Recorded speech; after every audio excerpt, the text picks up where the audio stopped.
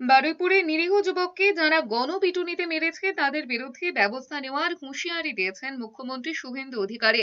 শুধু তাই নয়, যারা পুলিশের গাড়ি ভেঙেছে, রেল লাইন উপড়েছে, তাদেরকেও ছাড় নয়। অশান্তি ছড়ানোর ঘটনায় 200-র বেশি লোককে চিহ্নিত করা হয়েছে।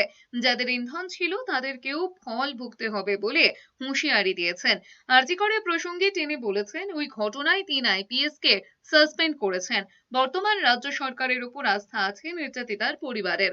শুভেন্দু অধিকারী বলেছেন, যারা নির্বাচনে সাধারণ মানুষের দ্বারা প্রত্যাখ্যাত হয়েছেন, কেউ ক্ষমতা হারিয়েছেন, আবার কেউ শূন্য থেকে 1 হয়েছেন, এমন কিছু দেশবিরোধী শক্তি পিছন থেকে উস্কানি দিয়েছে।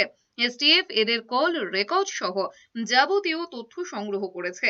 এদের কাউকেই রেয়াত করা হবে না। মব লিঞ্চিং করে যাকে পিটিয়ে মারা হয়েছে ইন্দ্রজিৎ মণ্ডল, উনিও ইনোসেন্ট। পুলিশ আমাকে যা বলেছে এটা আমার কথা না, তার পরিবারের সঙ্গে আমি মিট করেছি, তিনিও জাস্টিস পাবেন। যত পুলিশের গাড়ি ভেঙেছেন, রেল লাইন উপড়েছেন, প্রায় অ্যাপ্রক্স 200 আইডেন্টিফাইড হয়েছে, প্রত্যেককে অ্যারেস্ট করা হবে। পিছন থেকে যারা উস্কেছেন পলিটিক্যাল লোক,